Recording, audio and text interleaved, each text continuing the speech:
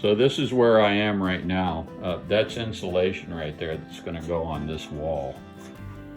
What I did last week is cleaned all the crap off this floor. I'm gonna have to clean it up a little better than that but I had to do this before the tub gets put in, because then the tub will be in the way if I don't, of scraping it, and I didn't want to nick my new tub. So anyway, this is kind of a mess in here right now. There's the tub, and there's one behind that one. Those are the end walls for the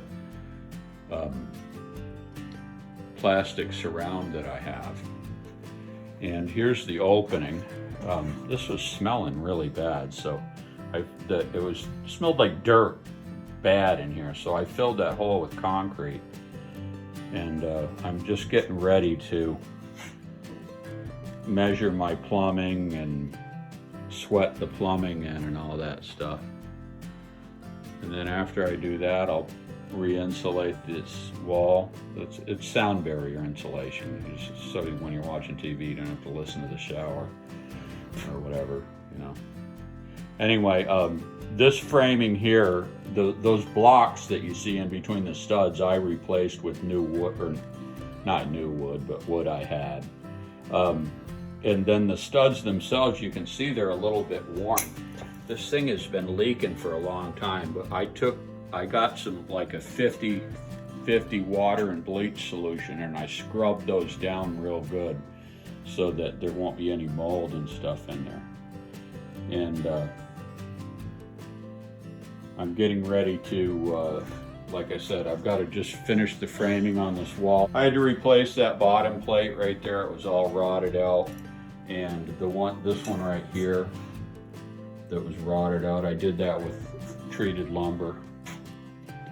And I'm getting ready to frame this to put my new fixtures in.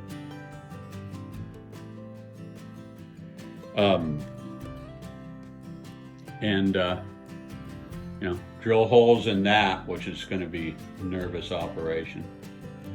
And so anyway, there you go. That's where I am with the bathroom. Everything's been torn apart. Now it's time to put things back together.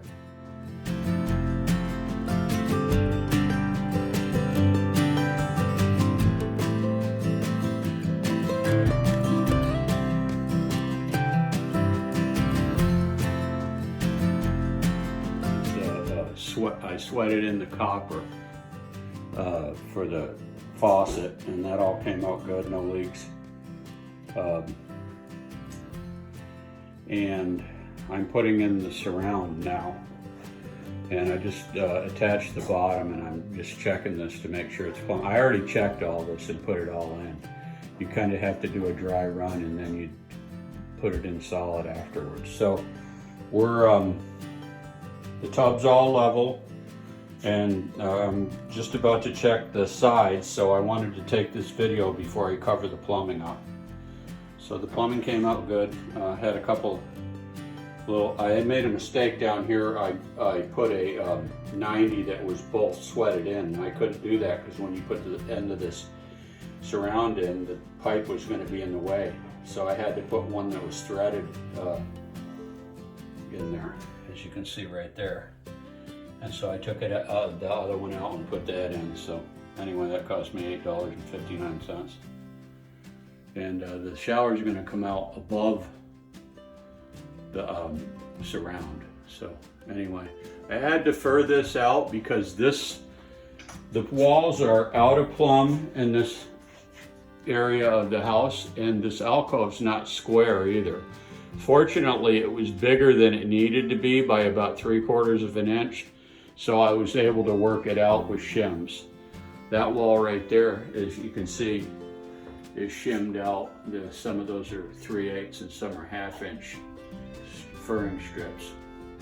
So that's why I didn't put furring strips behind the bottom section. This is a 2-section thing here, and so right now I'm checking to see if it all goes together okay now that it's screwed to the wall, because when I did the dry run it wasn't screwed in.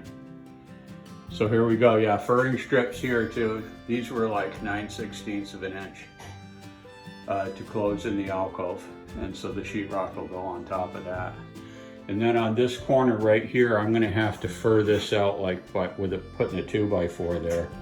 Not sure if I'm gonna cut the sheetrock out yet or not. Just depends. I've got some J-mold to end. The sheetrock's gonna come down, and then J-mold is it's like a metal galvanized molding that's gonna go up against the shower unit, and then that'll be painted. So finally getting to the point where I'm putting it back together. We had a 3-week delay because Home Depot, well, I tell you this little story, I'll let you look at my plumbing. Because Home Depot sells a product called Glacier Bay. That's their brand name there, kind of the cheap stuff.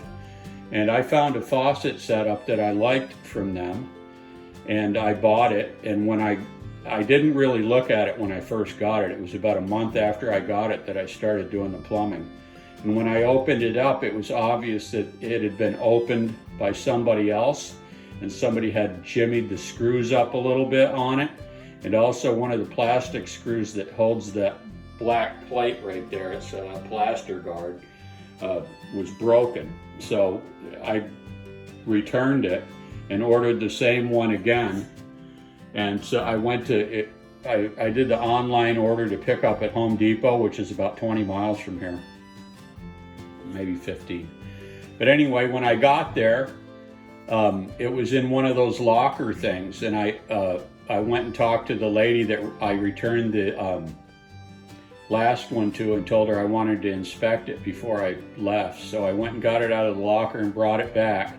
The box looked a lot better on this one, but I opened it up right in front of her, and that black plaster guard was broken on it. So twice in a row I ordered Glacier Bay stuff and it was broken.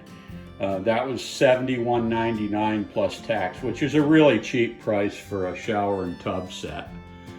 So what I ended up doing is getting a good one. I bought a Price Fister from them again. It's a lot nicer than the one that I was ordering, but it cost me $160 plus tax. So that's where we are on the remodel. Once I get this done, I've got a little bit of sheetrocking that I've got to do, as I just told you about the J-mold, and I've got to finish putting everything back together, like in this closet right here. I'm probably going to put an access panel in here so the next person can get to the plumbing. Although I'm not sure about that. I'm wanting to sheetrock it. So anyway, I drilled the holes in the right place. That was really a bonus. And because if you don't do that, you're gonna have trouble. I did that big hole with a jigsaw because I didn't want to spend $31 on a hole saw, a 4-inch hole saw that I was only gonna use one time. But that one down there on the bottom is an 1.25 inch hole, which would be hard to do with a jigsaw. So I spent $7.50. It was only $7.50 for a Master Mechanic, which is a really cheap brand name. It's crap. It really is a terrible hole saw, but it made that hole okay, and it was in the right place and everything. So yeah, these are the components of it.